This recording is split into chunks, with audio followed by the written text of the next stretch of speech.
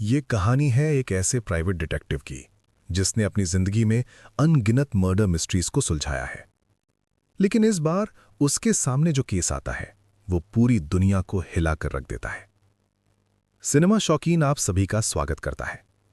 आज हम बात करने वाले हैं वेक अप डेड मैन के बारे में। कहानी की शुरुआत होती है एक प्राइवेट डिटेक्टिव से जिसका नाम है बेनॉय ब्लॉन्क। वो इस वक्त अपने हाथ में एक कहानी पकड़े हुए हैं और उसे बहुत ध्यान से पढ़ रहा है। यहीं से हमें एहसास होने लगता है कि यह केस सामान्य नहीं होने वाला। दूसरी तरफ कहानी हमें मिलवाती है एक नौजवान पादरी से जिसका नाम है जूड डुप्लेंटिसी। जूड अभी अभी पादरी बना है, लेकिन एक दिन गुस्से में आकर वो एक आदमी को जोरदार पंच मार देता है।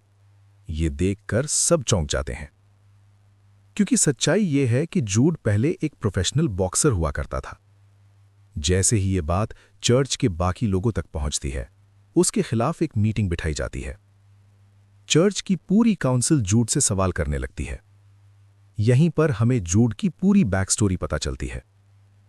जूड बताता है कि वो पहले बहुत खतरनाक बॉक्सर था। एक दिन रिंग के अंदर वो अपना आपा खो बैठा और अपने सामने वाले बॉक्सर को जान से मार बैठा। उस दिन के बाद से ये गिल्ट उसे अंदर ही अंदर खाए जा रहा है। उसके लिए यह समझना मुश्किल हो गया था कि वो इंसान है या कोई दरिंदा, क्योंकि किसी इंसान की जान लेना सबसे बड़ा गुनाह होता है। अपने इसी पाप का प्रायश्चित करने के लिए जूड ने फैसला किया कि वो पादरी बनेगा और अपनी पूरी जिंदगी ईश्वर को समर्पित कर देगा। आज भी उसकी सोच वही है।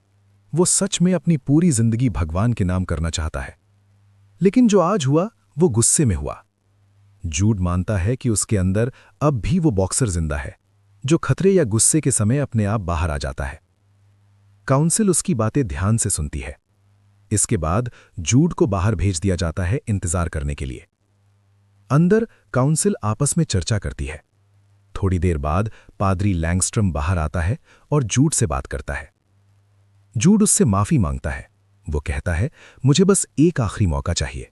मुझे अपनी गलती का एहसास है। आगे से मैं कुछ भी गलत नहीं करूंगा। लेकिन लैंगस्ट्रम कहता है, अंदर सब लोग बहुत ज्यादा दुखी हैं। अब कोई भी नहीं चाहता कि तुम यहां रहो।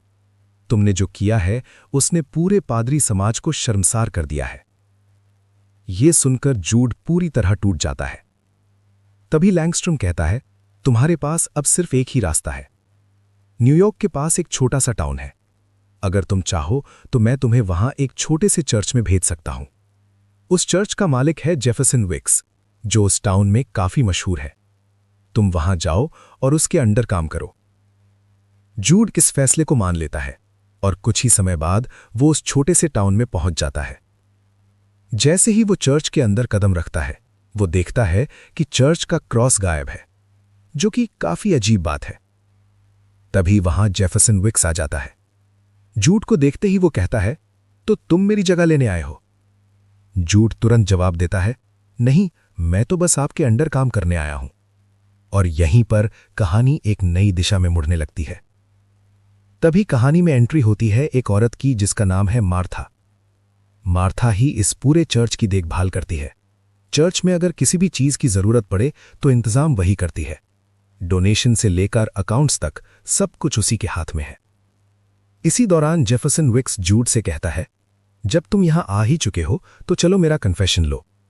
जूड काम पर लग जाता है, लेकिन कन्फेशन के दौरान जेफरसन कुछ ऐसी बातें कहता है जिन्हें सुनकर जूड अंदर से हिल जाता है। जेफरसन खुलकर कबूल करता है कि उसे हस्तमैथुन की आदत है। वो कहता है कि वो अक्सर ऐसा करता है, कभी कभी तो दिन में 4 बार तक। ये सब सुनकर जूड को याद आता है कि पादरी लैंगस्ट्रम ने उसे पहले ही चेतावनी दी थी कि जेफरसन मानसिक रूप से थोड़ा अस्थिर है। लेकिन जूड इन बातों को ज्यादा तूल नहीं देता और अपने काम पर ध्यान देता है।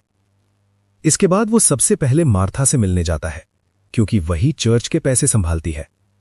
यहीं पर जूड को एक और बात पता चलती है। मार्था एक आदमी से प्यार करती है जिसका नाम है सैम। सैम चर्च के पीछे ही रहता है। जूड धीरे धीरे सैम से भी मिलने लगता है। सैम की बातों से जूड को साफ समझ में आ जाता है कि सैम वाकई दिल से मार्था से प्यार करता है और मार्था भी उसे उतना ही चाहती है। जैसे जैसे समय बीतता है, जूड को एहसास होने लगता है कि इस टाउन के लोग कभी कभी बेहद गुस्सैल हो जाते हैं। इसी चर्च के पास एक कब्र है। ये कब्र है जेफरसन के दादा की, जिनका नाम था प्रिंटिस विक्स। प्रिंटिस अपने जमाने में बेहद अमीर आदमी था। एक दिन जूड एक नया क्रूसिफिक्स लेकर आता है और उसे चर्च में लगाने लगता है। तभी जेफरसन आकर उसे रोक देता है। वो कहता है, इस जगह को खाली ही रहने दो। जूड को यह बात बिल्कुल समझ नहीं आती। तब जेफरसन कहता है, यह सब ग्रेस की वजह से है। अब जूड के दिमाग में और ज्यादा सवाल खड़े हो जाते हैं। वो सीधा मार्था के पास जाता है और पूछता है, ये ग्रेस कौन है और उसकी वजह से चर्च की हालत ऐसी क्यों है कि यहां क्रूसिफिक्स तक नहीं लगाया जाता। तब मार्था पूरी कहानी बताती है। मार्था कहती है कि ग्रेस जेफरसन की मां थी, लेकिन ग्रेस अपनी ही दुनिया में रहती थी। उसे किसी से कोई मतलब नहीं था। ये बात जेफरसन के दादा प्रेंटिस को बिल्कुल पसंद नहीं आई। तब प्रेंटिस ने ग्रेस से कहा, अगर ग्रेस जेफरसन का ध्यान रखेगी और इसी चर्च के पास रहेगी, तभी उसे विरासत की सारी संपत्ति मिलेगी। ग्रेस ने यह शर्त मान ली। जेफरसन धीरे धीरे बड़ा होने लगा, लेकिन एक दिन प्रेंटिस ने मार्था से कहा, मैं ग्रेस को एक फूटी कौड़ी भी नहीं दूंगा। और कुछ समय बाद प्रेंटिस की मौत हो गई। मौत के बाद जब ग्रेस विरासत लेने पहुंची तो उसे पता चला कि प्रेंटिस के पास कुछ भी नहीं था। ग्रेस को लगा कि प्रेंटिस ने मरने से पहले अपनी सारी संपत्ति कहीं दान कर दी थी। और यहीं पर इस चर्च से जुड़ा एक और बड़ा रहस्य जूड के सामने खुलने लगता है। मार्था आगे बताती है, ग्रेस के हाथ सिर्फ एक छोटी सी डिब्बी लगी थी जिस पर लिखा था एडम्स एबल। बस यही देखकर ग्रेस पूरी तरह टूट गई। उसे इतना ज्यादा गुस्सा आया कि उसने पूरे चर्च में तोड़फोड़ मचा दी। मार्था उसे रोकने गई और कहा, ईश्वर आपको अब भी माफ कर सकते हैं। लेकिन यह बात सुनते ही ग्रेस और भड़क गई। उसने बड़ी बेरहमी से मार्था को पीटना शुरू कर दिया। हालत इतनी बिगड़ गई कि पुलिस को आकर मार्था को बचाना पड़ा। कुछ समय बाद ग्रेस सीधे प्रेंटिस की कब्र पर गई और वहीं उसकी मौत हो गई। उसके सिर पर गहरी चोट थी। अब जूड इन सारी बातों को ध्यान से समझ चुका है। वो चुपचाप हर एक इंसान को ऑब्जर्व करने लगता है। एक दिन जब जेफरसन चर्च में भाषण दे रहा होता है तो पूरे टाउन के लोग वहां इकट्ठा हो जाते हैं। यहीं पर हमें इस टाउन के बाकी लोगों से मिलवाया जाता है। सबसे पहले एक लड़की दिखाई देती है जिसका नाम है वीरा। वीरा के पिता जेफरसन के बहुत अच्छे दोस्त हुआ करते थे। लेकिन एक दिन वीरा ने देखा कि उसके पिता एक लड़के को घर लाए हैं। उस लड़के का नाम है शाय। वीरा को बाद में पता चलता है कि उसके पिता ने शाय को गोद ले लिया है। वीरा मना नहीं कर पाती। कुछ समय बाद वीरा के पिता की मौत हो जाती है। इसके बाद वीरा ही शाय को पालती है, क्योंकि अब वो उसका भाई है। लेकिन जैसे जैसे समय बीतता है, वीरा को एहसास होता है कि शाय का सपना है एक नेता बनना। ज्यादा लोगों तक पहुंचने के लिए शाय एक YouTube चैनल शुरू कर देता है, जहां वो अपनी बातें डालता रहता है। ये सब वीरा को बिल्कुल पसंद नहीं आता। वो शाय से नफरत करने लगती है। वो उसे अपना भाई मानने से इनकार कर देती है। वीरा को लगता है कि उसके पिता ने शाय को गोद लेकर उसका बचपन बर्बाद कर दिया और अब शाय की वजह से उसकी जवानी भी खराब हो रही है। इसके बाद कहानी हमें मिलवाती है एक डॉक्टर से जिसका नाम है नेट। पूरे टाउन में वही एकमात्र डॉक्टर है, लेकिन जब से उसकी पत्नी की मौत हुई है वो अंदर से पूरी तरह टूट चुका है। उसे जिंदगी पर से भरोसा उठ गया है। फिर कहानी में आता है एक राइटर जिसका नाम है ली रॉस। ली रॉस ने कई कहानियां लिखी हैं और लोग उसकी कहानियों को बहुत पसंद करते थे। लेकिन एक वक्त के बाद उसने फैसला किया कि वो जेफरसन का फॉलोअर बनेगा। इस टाउन में आने के बाद ली रॉस जेफरसन पर कहानी लिखने लगता है और यहीं से उसके करियर का डाउनफॉल शुरू हो जाता है। इसके बाद कहानी में हम एक और किरदार को देखते हैं, एक लड़की जिसका नाम है सिमोन। सिमोन एक म्यूजिशियन है, लेकिन वो ठीक से चल नहीं पाती। उसके पैरों में गंभीर समस्या है। अब सिमोन भी जेफरसन की फॉलोअर बन चुकी है। वो लगातार भारी डोनेशन देती रहती है, इस उम्मीद में कि शायद उसकी हालत बेहतर हो जाए। जेफरसन जब अपने सर्मन्स देता है तो वो ऐसे अजीब और डरावने शब्दों का इस्तेमाल करता है जो किसी भी पादरी को नहीं करने चाहिए। उसकी बातें सुनकर कई लोग चर्च से उठकर चले जाते हैं, लेकिन जो लोग वहां बचे रहते हैं वो सभी के सभी जेफरसन के अंधभक्त होते हैं। जूड ये सब बहुत ध्यान से देख रहा होता है। वो समझने की कोशिश करता है कि आखिर इन लोगों के साथ हो क्या रहा है। इनमें एक बात कॉमन होती है, ये लोग अपने गुनाहों को कभी स्वीकार ही नहीं करते। तब जूड सभी को अपने घर पर डिनर के लिए बुलाता है। खाना खाते वक्त वो शुरुआत खुद से करता है। वो अपनी सारी गलतियां सबके सामने रख देता है और कहता है, अब आपकी बारी है, आप भी अपने गुनाहों को कबूल कर सकते हैं। मैं ईश्वर से प्रार्थना करूंगा कि वो आपको माफ कर दें। लेकिन यह सुनकर ज्यादातर लोग नाराज हो जाते हैं। वो कहते हैं, हम ये सब सिर्फ जेफरसन के सामने करेंगे। तुम क्या कहना चाहते हो कि अब हम तुम्हारे पास आए? तुम जेफरसन के साथ गलत कर रहे हो। मार्था भी जूड को समझाने की कोशिश करती है कि उसे ऐसा नहीं करना चाहिए। धीरे धीरे सारे लोग वहां से चले जाते हैं। यहीं पर जूड को पूरी तरह एहसास हो जाता है कि ये सभी लोग जेफरसन के अंधभक्त हैं।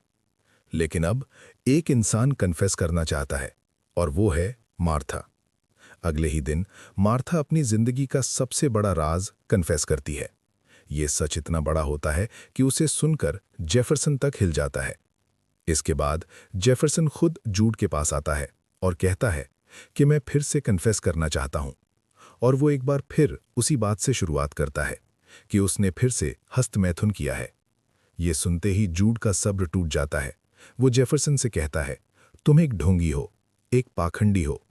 मैं तुम्हें अब पूरी तरह समझ चुका हूं। जूड गुस्से में जेफरसन से कहता है, मुझे ये भी पता है कि अब तुम एक मर्द भी नहीं रहे। तुम जो भी उपदेश देते हो वो सिर्फ अपने मन को शांत रखने के लिए है। तुम्हारे पास जो भी लोग आते हैं तुम उनका फायदा उठाते हो, उनके पैसे खाते हो। कम से कम इस धर्म की तो इज्जत करनी चाहिए। ये सुनते ही जेफरसन अचानक जूड को जोरदार पंच मार देता है और चिल्लाकर कहता है, गुस्सा ही सबसे बड़ी ताकत है। किसी को माफ करना तुम्हें कमजोर बनाता है। जिस दिन तुम अपने गुनाह कबूल करोगे उसी दिन तुम टूट जाओगे। इसीलिए मैं कभी कन्फेस नहीं करता। इतना कहने के बाद जेफरसन मुस्कुराता है और जूड से कहता है, मैं तुम्हारे पापों को माफ करता हूं, और वहां से चला जाता है। जूड गुस्से में चिल्लाकर कहता है, तुम पादरी के नाम पर एक कलंक हो। अगर तुम ऐसे ही करते रहे तो एक दिन मैं तुम्हें जान से मार दूंगा। जेफरसन बिना पलटे वहां से निकल जाता है। इस पूरी बहस को शाई रिकॉर्ड कर लेता है।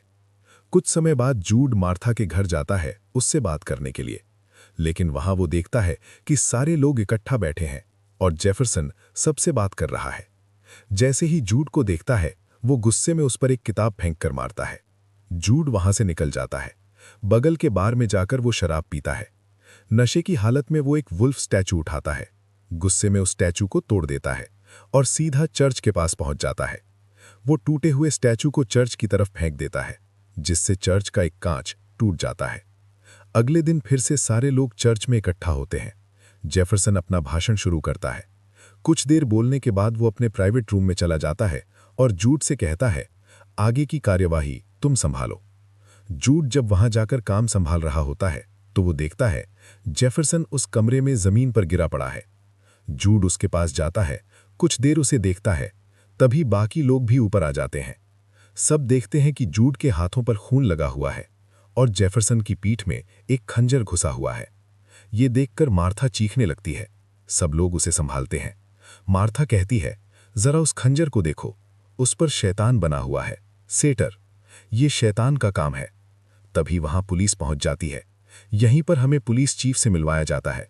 उसका नाम है जेरेडीन स्कॉट। स्कॉट सबसे पहले पूछताछ शुरू करती है जूड से, क्योंकि शाई ने वो वीडियो इंटरनेट पर डाल दिया है जिसमें जूड जेफरसन को धमकी देता दिखता है। अब सबको लग रहा है कि जेफरसन को जूड नहीं मारा है, लेकिन जूड कहता है, मैं बेकसूर हूं। स्कॉट जवाब देती है, अभी तक सारे सबूत तुम्हारे खिलाफ हैं।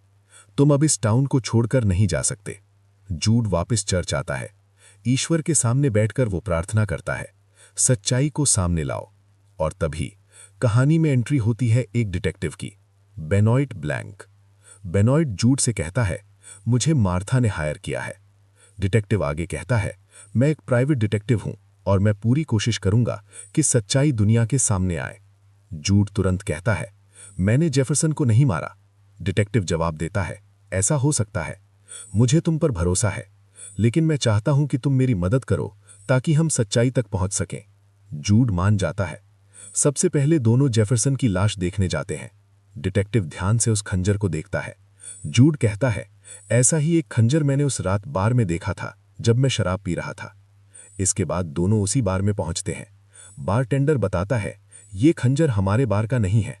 हाँ, ऐसा दिखने वाला एक टॉय था, लेकिन वो 1 हफ्ते पहले ही टूट चुका है। डिटेक्टिव पूरी जगह को बड़ी बारीकी से ऑब्जर्व करता है। इसी दौरान नेट की नजर जूड पर पड़ती है। वो उस पर चिल्लाने लगता है, जेफरसन को तुमने मारा है। अब लगभग सारे लोग ये मान चुके होते हैं कि जूड ही कातिल है, लेकिन डिटेक्टिव इससे सहमत नहीं होता। वो वापस चर्च आता है और उस कमरे को ध्यान से देखता है जहां जेफरसन मरा था। वो दीवारों को देखता है, हर कोना चेक करता है कि क्या किसी हिडन रास्ते से कातिल अंदर आया और हत्या करके निकल गया, लेकिन ऐसा कुछ भी नहीं मिलता। कमरा चारों तरफ से बंद है। इसके बाद ये लोग सीसीटीवी फुटेज देखने जाते हैं। वहां पता चलता है जिस समय जेफरसन की मौत हुई थी उसी वक्त कैमरे में एक छोटा सा ग्लिच आया था। डिटेक्टिव जूड से कहता है, जिस रात तुम बाहर गए थे उस रात क्या क्या हुआ, सब कुछ याद करो और लिख कर मुझे दो। जूड सारी बातें लिख देता है। डिटेक्टिव उस खत को बड़े ध्यान से पढ़ता है और यहीं पर हमें एहसास होता है, यही वही सीन है जो हमने कहानी की शुरुआत में देखा था। डिटेक्टिव जूड की तरफ देखता है और कहता है, तुम मुझसे कुछ छुपा रहे हो, मुझे पूरा सच चाहिए। तब जूड एक और सच बताता है। वो कहता है, जेफरसन एक शराबी था। वो चर्च के अंदर भी शराब पीता था। उस दिन भाषण के बाद वो अपने कमरे में गया और शराब पीने लगा। जब वो नीचे गिरा तो सबसे पहले मैं ही उसकी लाश के पास पहुंचा। तभी मेरी नज़र शराब की बोतल पर पड़ी, लेकिन मैंने किसी को ये बात नहीं बताई। जब पुलिस लाश को लेकर जा रही थी तब मैं वापस आया और उस बोतल को छुपा दिया ताकि चर्च की रेपुटेशन खराब ना हो। डिटेक्टिव पूछता है, वो बोतल कहाँ है? जूड भागता हुआ अपने कमरे में जाता है। हर जगह ढूंढता है, लेकिन बोतल कहीं नहीं मिलती। जूड कहता है, शायद कातिल वो बोतल चुरा ले गया। डिटेक्टिव जवाब देता है, इसका मतलब अब हम ये बात लोगों के सामने नहीं रख सकते, लेकिन अब हमें जेफरसन के सारे फॉलोअर्स से बात करनी होगी। जूड कहता है, जिस रात मैं बाहर गया था उससे पहले मैं मार्था के घर गया था। मैंने देखा कि जेफरसन सब लोगों से बात कर रहा था और उसी वक्त उसने मेरे ऊपर किताब फेंक कर मारी थी। ये सुनते ही दोनों लोग सब लोगों के सामने आते हैं। डिटेक्टिव पूछता है, उस रात जेफरसन ने आखिर आप सबसे क्या कहा था? लेकिन कोई भी कुछ नहीं बताता। तभी शाई आगे आता है। वो कहता है, मैंने सब कुछ रिकॉर्ड किया था। उस रात क्या हुआ था, आओ मैं तुम्हें दिखाता हूं। इसके बाद सभी लोग एक कमरे में जाते हैं और अंदर से दरवाजा बंद कर लिया जाता है। बाहर सारे लोग चिल्ला रहे होते हैं, ऐसा मत करो, वीडियो मत दिखाओ। लेकिन अंदर सब लोग पूरी वीडियो देख लेते हैं और तभी एक बड़ा सच सामने आता है। वीडियो में पता चलता है कि ये मीटिंग वीरा ने बुलाई थी। वो सबको बताती है, जेफरसन किसी और का नहीं बल्कि मेरा ही बेटा है।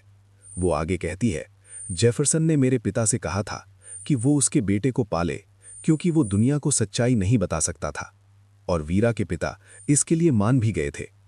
जेफरसन भी इस बात को एक्सेप्ट करता है, लेकिन उसके बाद वो वहां बैठे सभी लोगों को धमकाने लगता है, अगर किसी ने मुंह खोला तो मैं तुम सबको बर्बाद कर दूंगा।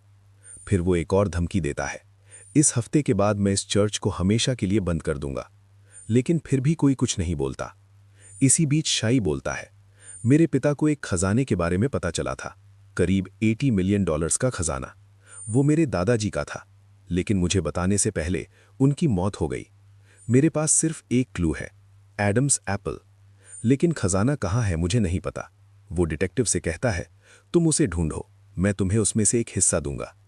इसके बाद सब लोग पूरी जगह छान मारते हैं, लेकिन कुछ भी नहीं मिलता। इसी दौरान स्कॉट डिटेक्टिव से मिलने आती है। वो कहती है, जूड ही कातिल है।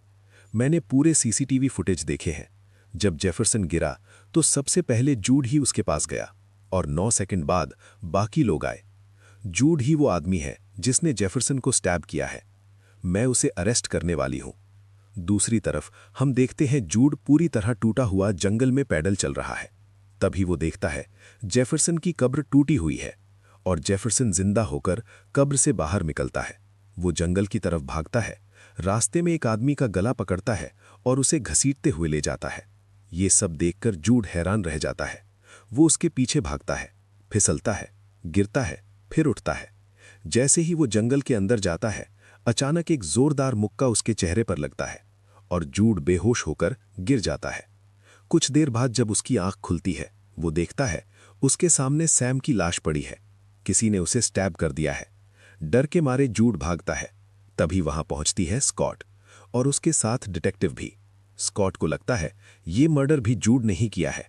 पुलिस स्टेशन में चारों तरफ जूड की तलाश शुरू हो जाती है। तभी जूड खुद पुलिस स्टेशन आता है। वो सरेंडर करना चाहता है, लेकिन डिटेक्टिव की नज़र उस पर पहले पड़ जाती है। वो जूड को बाहर ले जाता है और कहता है, अभी सरेंडर करने की ज़रूरत नहीं है, बस इतना बताओ नेट का घर कहाँ है। दोनों वहां पहुंचते हैं। घर के अंदर जाते ही जो नज़ारा दिखता है वो और भी डरावना होता है। वहां जेफरसन की लाश पड़ी होती है, तेजाब से पूरी तरह जली हुई, और जेफरसन का गला दबा हुआ है। यानी जेफरसन की अब वाकई मौत हो चुकी है। मामला और भी पेचीदा हो जाता है। अगले दिन जब सारे लोग चर्च में होते हैं, स्कॉट आती है जूड को अरेस्ट करने। जूड भी तैयार होता है आत्मसमर्पण करने के लिए, लेकिन ऐन वक्त पर डिटेक्टिव सबको रोक देता है। वो कहता है, मेरे पास एक सच्चाई है, एक ऐसा कातिल है जिसने सब कुछ बहुत चालाकी से फ्रेम किया है। वो समझाता है, कातिल को पता था कि जेफरसन शराब पीता है। उसने जेफरसन की शराब में बेहोशी की दवाई मिला दी। जैसे ही जेफरसन ने शराब पी, वो बेहोश होकर गिर पड़ा। तभी जूड उसके पास पहुंचा। जूड ने देखा कि जेफरसन के पीछे खून बह रहा है, लेकिन वो खून असली नहीं था, वो फेक ब्लड था। और जेफरसन की पीठ पर जो वुल्फ टॉय था वो पहले से ही वहां लगा हुआ था। मुझे ये बात तब समझ आई जब मैं उस बार में गया, लेकिन वहां मैंने एक और चीज देखी। उस बार में एक नहीं 2 वुल्फ टॉयज थे, जिन्हें बाद में लाल रंग से पेंट किया गया था। एक वुल्फ टॉय लगाया गया था जेफरसन की पीठ और एक वुल्फ टॉय था कातिल के पास। जेफरसन की पीठ वाला टॉय असल में एक फेक डिवाइस था। उसके अंदर फेक ब्लड भरा हुआ था, और उस फेक ब्लड को कंट्रोल करने के लिए एक रिमोट कंट्रोलर था कातिल के पास। जैसे ही जेफरसन नीचे गिरा, कातिल ने रिमोट दबाया और जेफरसन की पीठ से खून बहने लगा। सारे लोग घबरा गए।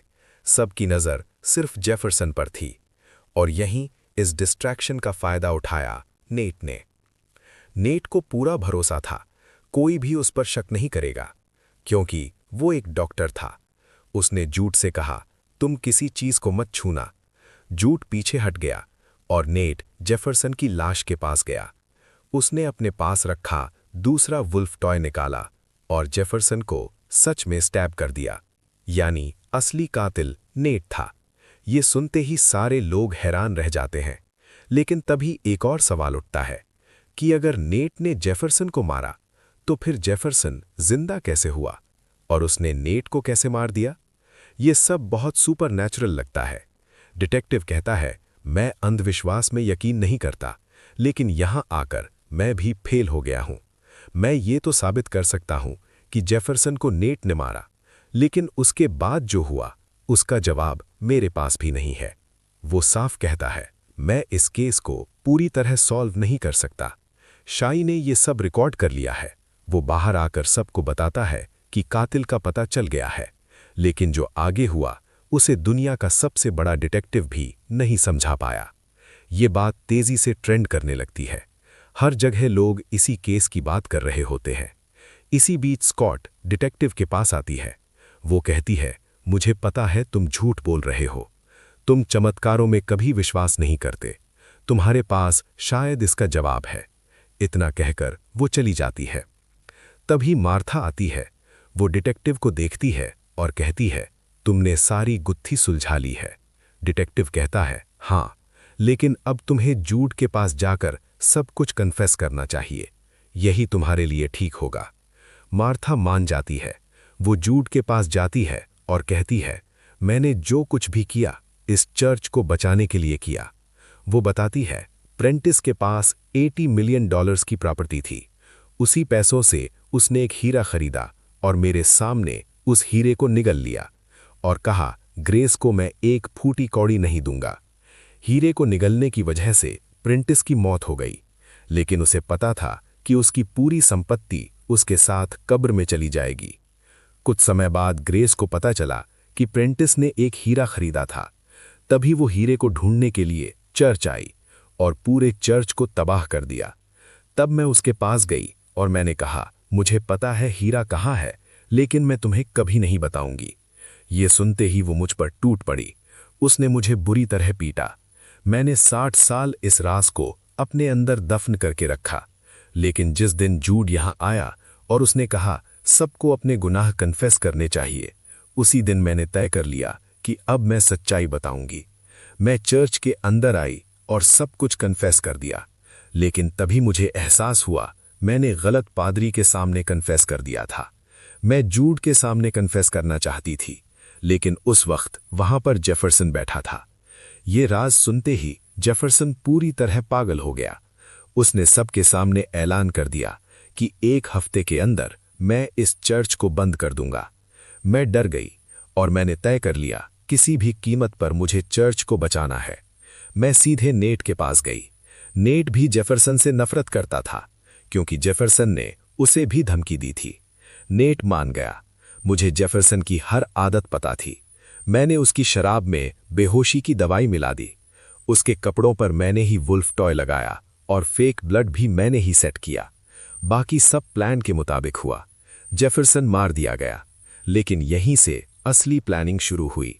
जब जेफरसन को दफनाने का समय आया, मैंने उसकी लाश की जगह सैम को लिटा दिया, उसी कब्र में जहां जेफरसन के दादा की लाश थी और जहां वो हीरा छुपा हुआ था। चर्च को बचाने के लिए मुझे उस हीरे की जरूरत थी और सैम मेरी बात मान गया। जेफरसन की लाश मैंने अपने पास रखी। ताबूत में सैम को डालकर उसे कब्र में भेज दिया। हमें पता था सब कुछ रिकॉर्ड हो रहा है। एक दिन सैम कब्र तोड़कर बाहर आया और वहां खड़ा आदमी कोई और नहीं, नेट था। सीसीटीवी देखकर सबको लगा ये जेफरसन ही है, लेकिन मैं एक बात भूल गई थी। हीरा लालच पैदा करता है। नेट के मन में लालच आ चुका था। उसी वक्त वहां जूड भी आ गया। सैम ने जूड को पंच मारकर बेहोश कर दिया, लेकिन उसके बाद हीरे के लिए नेट ने मेरे सैम को मार डाला। तभी मुझे सब समझ आ गया। जब मैं नेट के घर गई, मैंने वो हीरा देख लिया। मैं दोनों कॉफी पीते हुए बात कर रहे थे। मैंने नेट से कहा, मुझे पता है सैम को तुमने मारा है। नेट हंसने लगा। उसने कहा, हाँ, मैंने ही मारा और अब तुम भी मरने वाली हो। तभी मैंने उससे कहा, नहीं, मरोगे तुम, क्योंकि मुझे पहले से पता था तुम मुझे मारने की कोशिश करोगे। इसीलिए मैंने कॉफी के मद बदल दिए थे। जिस कॉफी में जहर था वो तुम पी रहे थे। इतना कहते ही नेट वहीं गिर पड़ता है और उसकी मौत हो जाती है। वहीं पास में एक टब रखा था जिसके अंदर तेजाब भरा हुआ था। प्लान ये था कि उसी तेजाब से जेफरसन की लाश पूरी तरह खत्म कर दी जाए, लेकिन मैंने तेजाब का इस्तेमाल अलग तरीके से किया। सबसे पहले मैंने नेट की लाश टब में रखी और उसके ऊपर जेफरसन को इस तरह रखा जैसे जेफरसन ने ही नेट का गला दबाया हो। इतना कहकर वो नीचे गिर जाती है। जूड उसे संभाल लेता है। तभी डिटेक्टिव कहता है, जब मैंने मार्था को देखा था उसके होंठ सूखे हुए थे। तभी मुझे समझ आ गया था उसने वही जहर पिया है जिससे उसने नेट को मारा था।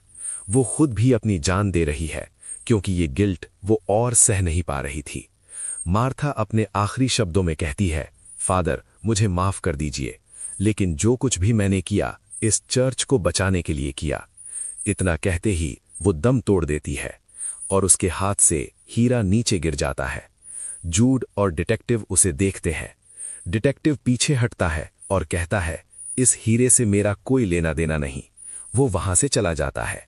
समय धीरे धीरे आगे बढ़ता है। कुछ समय बाद हम देखते हैं ली रॉस ने जेफरसन पर पूरी किताब लिखती है और उसकी किताब हिट हो जाती है। दूसरी तरफ वीरा टाउन छोड़ देती है।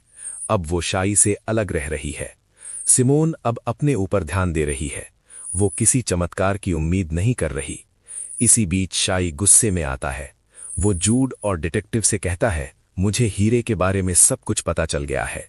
वो संपत्ति मेरी है। बताओ हीरा कहाँ है? दोनों कहते हैं, हमें नहीं पता। शाई धमकी देता है, मैं तुम पर नजर रखूंगा। अगर तुमने कोई बड़ी चीज खरीदी या चर्च को कोई बड़ा डोनेशन आया तो मैं वापस आऊंगा, क्योंकि वो संपत्ति मेरी है। जूड शांत होकर कहता है, ये चर्च तुम्हारी संपत्ति है, जब चाहो वापस आ सकते हो। शाई गुस्से में चला जाता है। इसके बाद लैंगस्ट्रम जूड से कहता है, अब से इस चर्च की जिम्मेदारी तुम संभालोगे। वो भी वहां से चला जाता है। थोड़ी देर बाद डिटेक्टिव वापस आता है। जूड और डिटेक्टिव एक दूसरे का शुक्रिया अदा करते हैं।